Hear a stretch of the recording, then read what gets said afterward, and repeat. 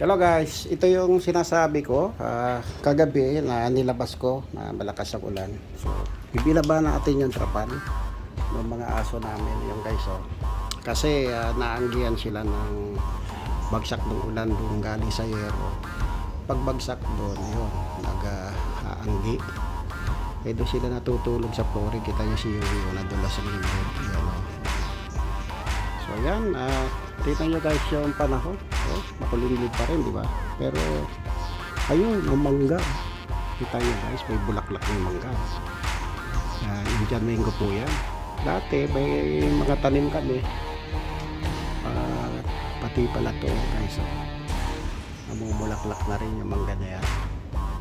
So guys, dito sa loob, may 3 puno kami dito. Tsaka isang pico. So yun, at mabuti na lang na alis namin kasi sinisira yung pader namin guys. Ayan, kasi 1 meter lang yung distance ng pagkakatanim. Ayan, laking puno na guys, hindi mo na mayakap yung puno. Ayun, ang sarap ng hangin guys.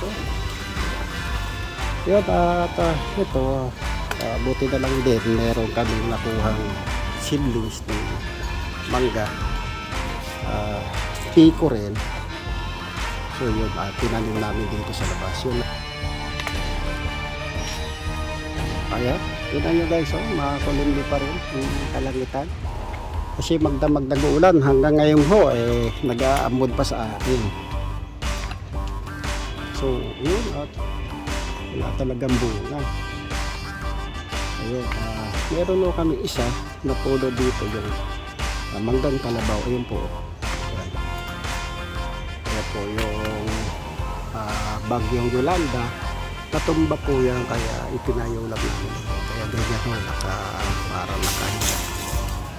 So yan, hindi ko alam ko meron din siyang bulaklak kayo, unlike sa mga Indian mango may mga bulaklak kayo, pero late mamunga ito ito pala ng bugambilya namin guys.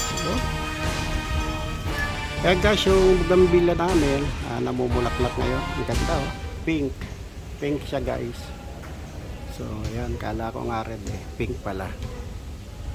So ang ganda ng bulaklak. Bali trinim pa namin yan guys kasi nga ang taas na. Ayan kagaya ng isa hindi namin naabot.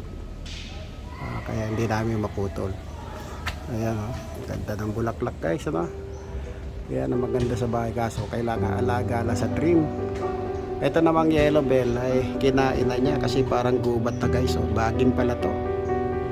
Ayan, kaya kung mag-aalaga kayo talaga sa labas lang, huwag sa bakod. Ayan guys, yung mga puno lalaki lang. At tayo magpasalamat sa Panginoon sa lahat ng mga biyaya na tatanggap natin. So hanggang dito na lang po at maraming salamat po. Bye bye po.